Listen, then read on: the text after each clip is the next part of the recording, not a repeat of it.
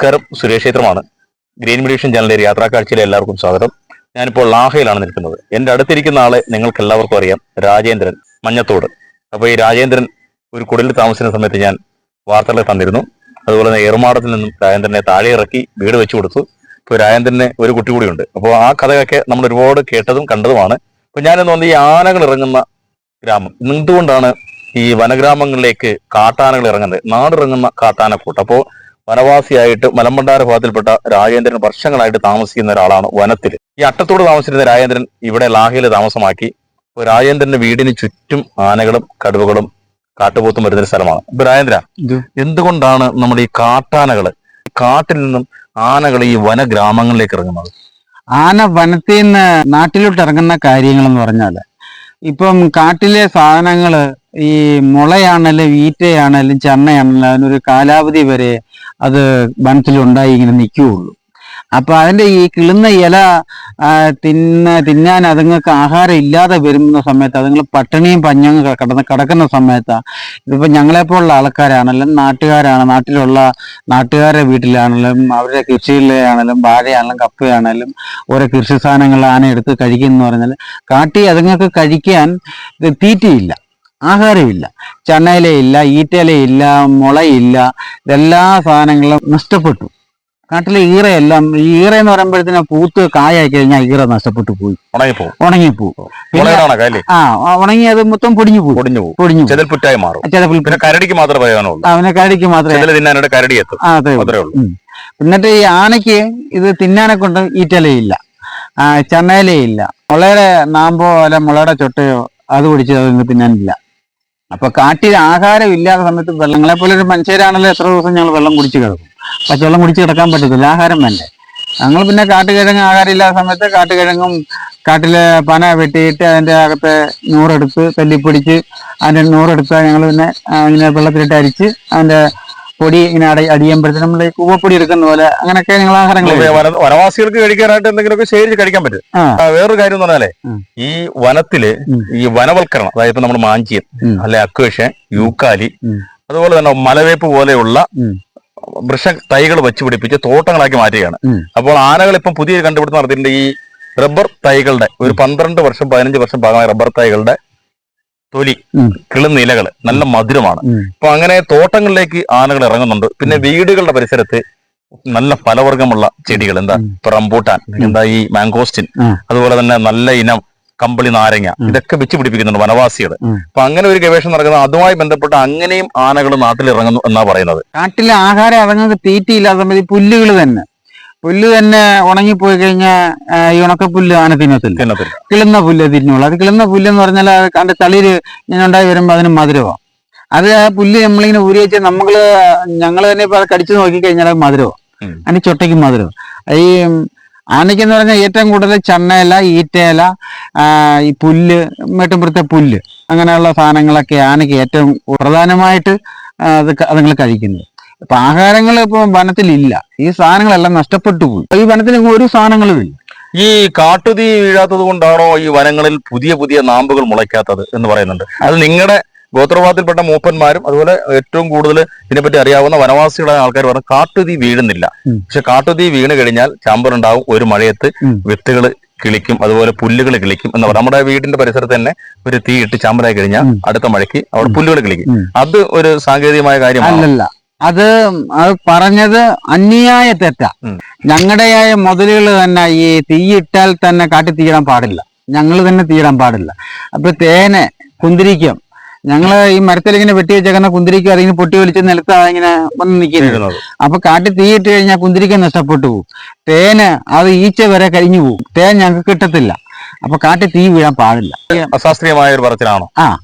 ഞങ്ങളുടെയായ മുതല് അത് നശിപ്പിക്കുവോ അത്. അപ്പൊ നാട്ടുകാർ തീയിട്ടെന്ന് പറഞ്ഞാൽ, ഞങ്ങളെപ്പോലെ കാട്ടുകാർ വനത്തിൽ തീയിട്ടെന്ന് പറഞ്ഞാൽ അത് നമ്മളെയും കൂടെ നശിപ്പിക്കുന്ന ഒരു പരിപാടിയാണ്. അപ്പൊ ആ മരങ്ങൾ നഷ്ടപ്പെട്ടു പോയ മരത്തിലെ തേൻ ഇരിക്കുന്നത്. അപ്പൊ ആ മരം നഷ്ടപ്പെട്ടു പോയി കഴിഞ്ഞാൽ അടുത്ത കൊല്ലം ആ മരത്തെ തേൻ വരാൻ നോക്കത്തില്ല. അപ്പൊ ഇതൊരു രണ്ടഭിപ്രായങ്ങളാണ് കേട്ടോ. ഞാനിത് വനത്തിൽ യാത്ര ചെയ്യുമ്പോൾ എന്നോട് ഈ വനത്തിൽ താമസിക്കുന്ന പലരും പറയുന്നത് കാട്ടുതീ വീഴാത്തത് കൊണ്ടാണ് പുതിയ നാമ്പുകൾ മുളയ്ക്കാത്തത്, അതുകൊണ്ടാണ് ഈ കാട്ടുപോത്തും ആനയടക്കമുള്ള സസ്യഭുക്കുകളായ ജീവികൾക്ക് ആഹാരം കിട്ടാത്തത്. അപ്പോൾ വനത്തിൽ താമസിക്കുന്ന രാജേന്ദ്രൻ പറയുന്നു മറ്റൊന്നാണ്. അപ്പം അതങ്ങനെ നിൽക്കട്ടെ. അങ്ങനെ പലർക്കും പല രീതിയിലുള്ള കാര്യങ്ങളായിരിക്കും പറയാനുള്ളത്, അഭിപ്രായങ്ങൾ പലതാണ്. പക്ഷെ ഈ ആനകൾ മനുഷ്യനെ ആക്രമിക്കുന്നു. ഇപ്പം മലപ്പുറത്ത് കൃഷിനാശം ഏറ്റവും കൂടുതൽ സംഭവിച്ച മലപ്പുറം മേഖല, അതുപോലെ തന്നെ കണ്ണൂർ, കാസർഗോഡ് വെച്ചിങ്ങോട്ട് നോക്കുകയാണെങ്കിൽ ഏറ്റവും കൂടുതൽ ആനകൾ ഇടുക്കി ജില്ലയിൽ ആളുകളുടെ മരണം. ഇപ്പൊ അടുത്ത സമയത്ത് തന്നെ പുതിയ മന്ത്രിസഭ കയറിയിട്ട് തന്നെ 3 മരണങ്ങൾ നടന്നിരിക്കുന്നത്. എന്തുകൊണ്ടാണ് ആന പെട്ടെന്നൊരു ആളിനെ ആക്രമിക്കാനുള്ള കാരണം? ആന പെട്ടെന്ന് ആക്രമിക്കുന്ന പറഞ്ഞാൽ, ഇപ്പൊ ഞാനിപ്പോ ഒറ്റയ്ക്ക് ഇങ്ങനെ വനത്തോട് കയറി പോവാ, 2 വിറകെടുക്കാനെ കൊണ്ട്, 2 കമ്പ് വെട്ടിക്കൊണ്ടുവരാനെ കൊണ്ട് പോവാ, അല്ലെ ഇവിടെ തട്ടിടാനോ, അല്ലെ ചെറ്റം മറിക്കാനോ, അല്ലെ വാതില് ഇങ്ങനെ എന്തോലും വെച്ച് ഇങ്ങനെ അടയ്ക്കാനോ, 2 കമ്പ് അല്ലെ 2 വേലി കെട്ടാനോ, ഇങ്ങനെ 2 കമ്പ് കെട്ടാൻ പോകുമ്പോൾ ഒരു ഒറ്റയാനെ കണ്ടു. ഞാനത് കല്ലുപറി കയറിയരുത്. അതിൻ്റെ അടുത്ത് ഒച്ച വല്ലതും വെക്കാം, ഒറ്റയാനയാണെങ്കിലും കൂട്ടമാണല്ലോ, ഒച്ച വെക്കാൻ പോലും പോലും കല്ലുപറി കയറിയരുത്. കല്ലുപറി എറിഞ്ഞു കഴിഞ്ഞാൽ, ഇപ്പം നമ്മുടെ ദേഹത്ത് കല്ലുപറി എറിഞ്ഞു കഴിഞ്ഞാൽ അതൊരു വല്ലൊരു പട്ടിക്കിട്ട് എറിഞ്ഞു കഴിഞ്ഞാൽ പട്ടി എപ്പോഴും നമ്മൾ നോട്ടപ്പുള്ളിയായിട്ട് വയ്ക്കുക, പട്ടി കടിക്കും നമ്മളെ. കറക്റ്റായിട്ട് എവിടെ ഇട്ടാലും പട്ടി നമ്മളെ കടിക്കും. അപ്പൊ ആനയെ ഉപദ്രവിക്കുന്നതുകൊണ്ടാ ഇപ്പൊ നാട്ടുകാരിപ്പോ കാട്ടിൽ കയറി ഇപ്പൊ വിറകെടുത്തു കഴിഞ്ഞാൽ ആനയെ കണ്ട് ചിലപ്പോൾ എറിയുമായിരിക്കും. അങ്ങനെ ഈ മനുഷ്യനെ ഉപദ്രവം വരുന്നത്. അല്ല, ഈ ആനയ്ക്ക് ആനപ്പക ഒരു എല്ലാ ജീവികളെക്കാളും കൂടുതൽ പകയുള്ള ജീവിയാണ് ആന. രാജേന്ദ്രൻ അങ്ങനെ അനുഭവം വല്ലതും ഉണ്ടായിട്ടുണ്ട്?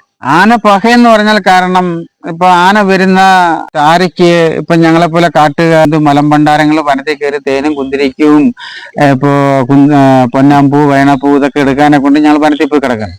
ആന വരുന്ന വഴിക്ക് കടന്നു കഴിഞ്ഞാല് മുറ്റത്ത് ഇപ്പൊ ഞങ്ങൾ ചോറോ അല്ലെ എന്തെങ്കിലും മുട്ടിപ്പഴോ എന്ന് പറഞ്ഞാൽ മാങ്ങായോ ചക്ക, കാട്ടിലെ ചക്കയൊക്കെ പറിച്ച് മുറ്റത്ത് കൊണ്ട് വെച്ച് കഴിഞ്ഞാൽ ആന അത് പരിക്കാത്ത ഇരിപ്പുണ്ടെങ്കിൽ ആന കയറി ഈ വീട്ടിലകത്തോട്ട് മണം പിടിച്ചെടുക്കും. ചിലപ്പോ ആനയ്ക്ക് ഈ തീറ്റി ആഹാരമാണ് നോക്കുന്നത്, മനുഷ്യനെ നോക്കുന്നില്ല. അങ്ങനെ ചെന്ന് ആന ഷെഡും പൊളിച്ച് ഇങ്ങനെ അമർത്തിക്കൊണ്ടായിരിക്കും ഇങ്ങനെ അടിച്ചു പാരി. അപ്പൊ ഇതിനകത്ത് മനുഷ്യൻ കിടക്കുന്ന മനുഷ്യനുണ്ട്, മനുഷ്യൻ പെട്ടെന്ന് പേടിക്കും, അപ്പൊ ആനയും ഭയക്കുന്നു.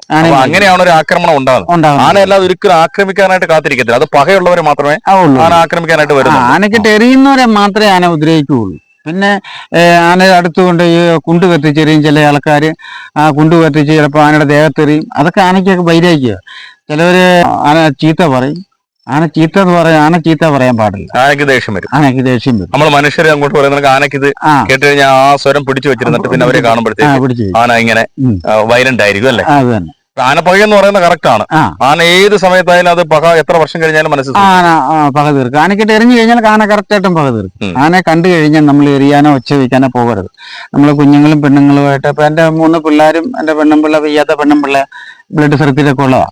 അവരെ കൊണ്ട് പോയി ഇപ്പൊ ഒരു സെറ്റ് ആനയെ കണ്ടു കഴിഞ്ഞാൽ ഞാൻ അങ്ങോട്ട് പോകത്തില്ല. അവിടെ തേനോ കുന്തിരിക്കോ ഉണ്ടെങ്കിൽ അത് എടുക്കാൻ പോകത്തില്ല. തിരിച്ചു ഞാൻ വരും. തിരിച്ചു ഞാൻ വീട്ടിൽ തന്നെ വരും. എനിക്ക് വനം എന്ന് പറയുന്നത് നമുക്ക് മാത്രമല്ല, വന്യമൃഗങ്ങളുടെ അവർക്കാണ് പ്രധാനം. അത് കഴിഞ്ഞ് 2ാം സ്ഥാനമേ ഉള്ളൂ നമുക്ക്. അവരുടെ ആവാസ വ്യവസ്ഥയിൽ നമ്മൾ കടന്നു കയറുമ്പോഴാണ് നമുക്ക് പ്രശ്നങ്ങൾ ഉണ്ടാകുന്നത്. ഈ ആനയിൽ നിന്നുകൊണ്ട് ഉപദ്രവം ഉണ്ടാകുന്നത്. പിന്നെ കടുവ എന്ന് പറഞ്ഞാൽ, അത് ഏത് സമയം മനുഷ്യന് ഉപദ്രവം. ഈ ചുറ്റുവട്ടം എല്ലാം കടുവ വരുന്ന സ്ഥലമാണല്ലോ. അതെ. ഇന്നലെ ഇവിടെ വന്ന ഒരു പട്ടിയെ ഈ റോഡിലിട്ട് പിടിച്ചു. അപ്പൊ ഞാനിവിടെ ടോർച്ച് ഇട്ട് നോക്കി. കണ്ടോ? കടുവയെ കണ്ടു. അപ്പൊ കണ്ണേ കണ്ടുള്ളൂ, എനിക്ക് ഇടം കണ്ടില്ല. എന്റെ അവിടെ നിന്നോണ്ട് പട്ടി പരിസരം കടുവയുടെ ഒരു പുലിയുണ്ട്. അതുകൊണ്ടാണ് നമ്മൾ ഏർവാടത്തിന് താമസമാക്കിയത്. അതെ. ഇപ്പോഴും കടുവ പഴയ പോലെ വരുന്നുണ്ട്. പുലിയും വരുന്നുണ്ടല്ലേ? പുലിയും വരുന്നുണ്ട്. നമുക്ക് അക്രമം ഉണ്ടാവുന്നത് പുലിയും കടുവയാണ്. ആനയാണ് നമുക്ക് സമാധാനമുണ്ട്. ഈ കടുവ എന്ന് പറയുമ്പോഴത്തേന് അറ്റാക്ക് ചെയ്യും. ഇത് ആഹാരമൊന്നും ഇല്ലാതെ വിശന്നായിരിക്കും ഇത് കയറി വന്ന് ചിലപ്പോൾ ഒരു പട്ടിയെ പിടിച്ചോണ്ട് പോകുന്നു. ആ കൂടെ നമ്മൾ ഒച്ച വെച്ചുകൊണ്ട് ചെല്ലാൻ നേരത്തെ ഈ കടുവ ഇങ്ങനെ പമ്മി കിടക്കും, ഈ പൂച്ച കിടക്കുന്ന പോലെ, ഈ പെരുമ്പാമ്പ് ഇങ്ങനെ പരന്ന് കിടക്കുന്നു.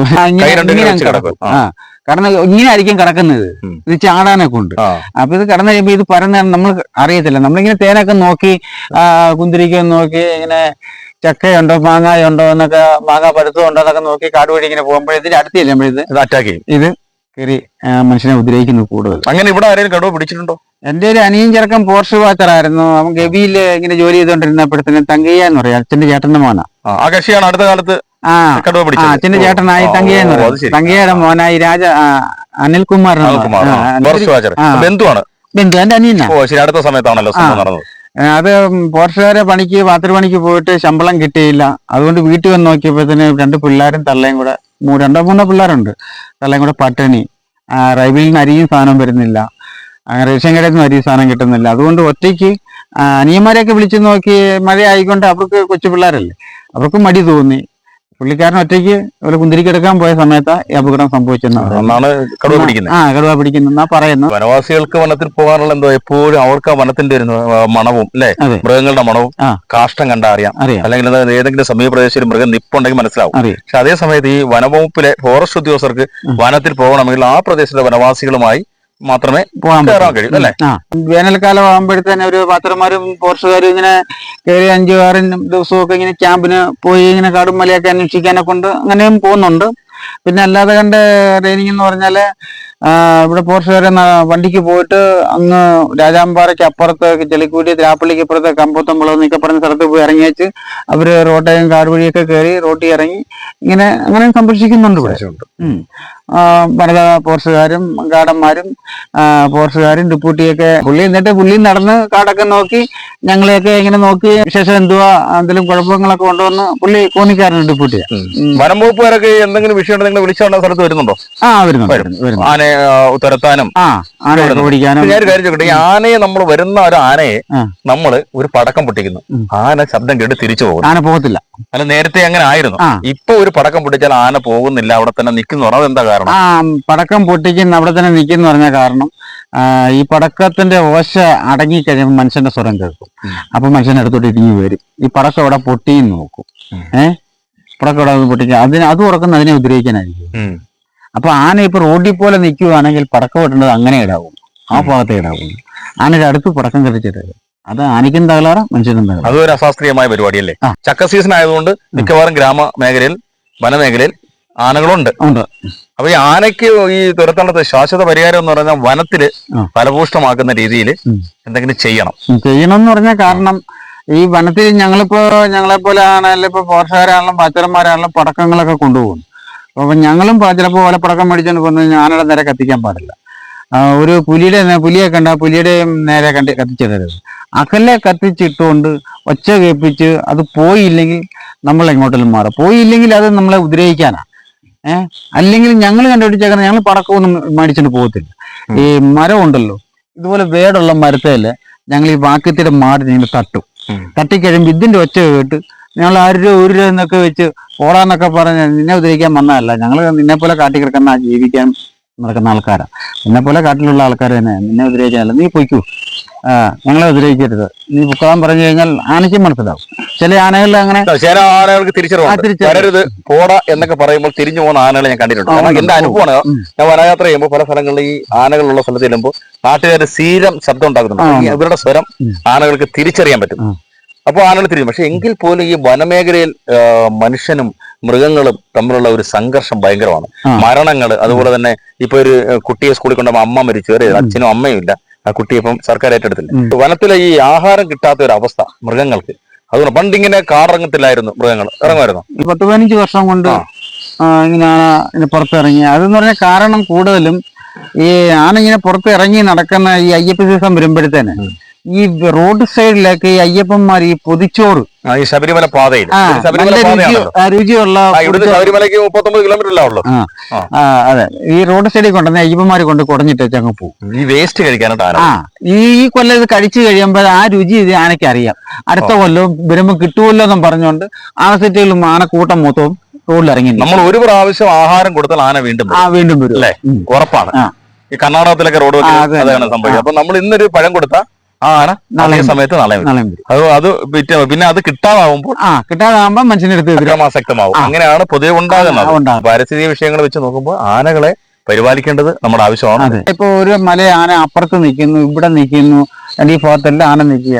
ഈ വനവകുപ്പ് എന്ന് പറഞ്ഞാൽ ഈ ഫോറസ്റ്റുകാരാണെങ്കിലും കാക്കിയിട്ട് കഴിയുമ്പോൾ അവർ ഫോറസ്റ്റുകാർ ഓടിക്കുക എന്ന് മാത്രമേ ഓടിക്കുക എന്നുള്ള ഒരു പടക്കം പൊട്ടിക്കുക, വെടിവെക്കാനൊന്നും പറ്റത്തില്ല. അതൊന്നും പറ്റത്തില്ല.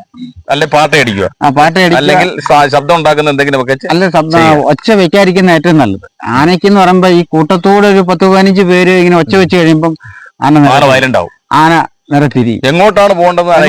അപ്പൊ നമ്മളിപ്പോ ഈ നാളെ അവിടെ കൊല്ലത്ത് പത്തനാപുരം താലൂക്കിൽ പിറവന്തൂർ പഞ്ചായത്തിൽ കറവൂർ മേഖലയിൽ നാളെ ആനയെ ഓടിക്കാനായിട്ട് റൈഡ് നടക്കുകയാണ്. കഴിഞ്ഞ ആഴ്ച നടന്നു. ഇന്നലെ ആന ഓടിച്ചിട്ട് ആന തിരിച്ചുപോയി. അപ്പൊ നാളെ റോഡുകളൊക്കെ അടച്ചുകൊണ്ട് ആനയെ ഓടിച്ച് ഒരു സ്ഥലത്തു നിന്നും ഇപ്പുറത്തെ സ്ഥലത്തേക്ക് മാറ്റുകയാണ്. അപ്പൊ അതിനെ പറ്റി അങ്ങനെ ആനകൾ പോയിട്ട് ആന വീണ്ടും തിരിച്ചു വരില്ല ആ ഭാഗത്തേക്ക്?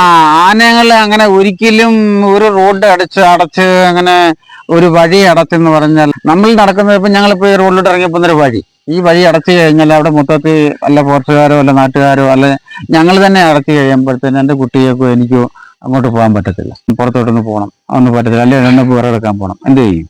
അതൊരു ചതുവാ. ചതുവെന്ന് പറഞ്ഞാൽ അത് മൃഗങ്ങൾക്കും മനുഷ്യനും ഒരു ചതുവായിട്ടാണ് വരുന്നത്. അപ്പൊ അവര് തറക്കും. അവര് തിരിച്ച് അതുപോലെ തന്നെ അവര് മതില് കെട്ടിയെന്ന് പറഞ്ഞാലും വാർത്ത് വെച്ചേക്കാന്ന് പറഞ്ഞാൽ ആനയ്ക്കൊരു വഴിയുണ്ട്. ആനയ്ക്കൊരു വഴിയുണ്ട്. ആന കറക്റ്റ് ആയിട്ട് ആ വഴിയെ പോയിരിക്കും. ആന വഴിമാറി പോകാറില്ല. പോകാറില്ല. സഞ്ചാരപാത ആനത്താരി എന്ന് പറഞ്ഞാൽ അപ്പൊ ഈ ഇതിലേക്ക് ആന വരുന്ന ഭാഗമാണ്. അതെ, ഇങ്ങനെ പോകുന്നില്ല ആന, ഇതിലേയും പോവാൻ. അപ്പൊ ഈ സൈഡിലൂടെയും പോകും. അവിടുന്ന് ഇങ്ങനെ ഇറങ്ങി റോഡ് ക്രോസ് ചെയ്ത് ഇതിലേക്കൂടെ കയറി പോകും. രാജേന്ദ്രൻ ഇരിക്കുമ്പോൾ തന്നെ പോകാറുണ്ട്. അപ്പൊ അങ്ങനെ ആനയെ സ്ഥിരമായി കാണുന്ന ഒരാളാണ് രാജേന്ദ്രൻ. അപ്പൊ ഞാൻ ഈ വഴി വന്നപ്പോ ആനയെ കണ്ടിട്ടുണ്ട്. അപ്പൊ ക്രോസിംഗ് കണ്ടിട്ടുണ്ട്, നിന്ന് കണ്ടിട്ടുണ്ട്. അപ്പൊ ആനകൾക്ക് ഒരു ആവാസ വ്യവസ്ഥയുണ്ട്. നമ്മളിനി എങ്ങനെ ഓടിച്ചു വിട്ടാലും എന്ത് പ്രശ്നമുണ്ട്, ആനകൾ തിരിച്ചവിടെ. എനിക്ക് ഇപ്പൊ നമ്മൾ ഇത്രയും സംസാരിച്ചുകൊണ്ടിരുന്ന സമയത്ത് എനിക്ക് പുലിയുടെ മണം കിട്ടി. താഴെ നിന്ന് ഇങ്ങോട്ട് കാറ്റിങ്ങോട്ട് അടിക്കും. വരുന്നുണ്ടല്ലേ? ആനയാണോ ചിഹ്നം വിളിച്ചത്? അല്ലല്ല, അത് മനുഷ്യര്. പുലി വരുന്നുണ്ടോ? പുലിയുടെ സ്മെല്ല് വരുന്നുണ്ട്. ഇന്നലെ പട്ടിയെ പിടിച്ച പുലിയാ. അതിങ്ങനെ പട്ടിയെ തപ്പി വരുന്നതാണ്. അത് ഞാൻ അതിലെ പോകുമ്പോഴത്തേക്ക് ഇങ്ങനെ കറക്റ്റ് വരും. അപ്പൊ ഇങ്ങനെയാണ് നമ്മുടെ ഈ വനമേഖലയിലെ സംഭവങ്ങൾ. ആനയെ ഓടിച്ചു വിട്ടാൽ ആനകൾ തിരിച്ചു വരും. താൽക്കാലികമായി ഒന്ന് ചെയ്യാമെന്നല്ലാതെ വേറെ കാര്യങ്ങളൊന്നുമില്ല. ഇപ്പൊ ഞങ്ങളെപ്പോലെ ആൾക്കാരൊക്കെ ഇപ്പൊ ആനയിൽ നിന്നുകൊണ്ട് അപകടം സംഭവിക്കുന്ന കൂടുതലും ഈ കാട്ടിലെ ചക്കപ്പഴവും മാങ്ങായും ആഹാരം ഇല്ലെങ്കിൽ ഞങ്ങൾ എല്ലാം പറിച്ചുകൊണ്ട് വീട്ടിൽ കൊണ്ട് വെക്കും. അങ്ങനെ ചില ആന മണം പിടിച്ചു വരും. മണം പിടിച്ചു വരും. ചില ആനയുണ്ട് ഈ മനുഷ്യര് തന്നെ പല സ്വഭാവക്കാരുണ്ട്.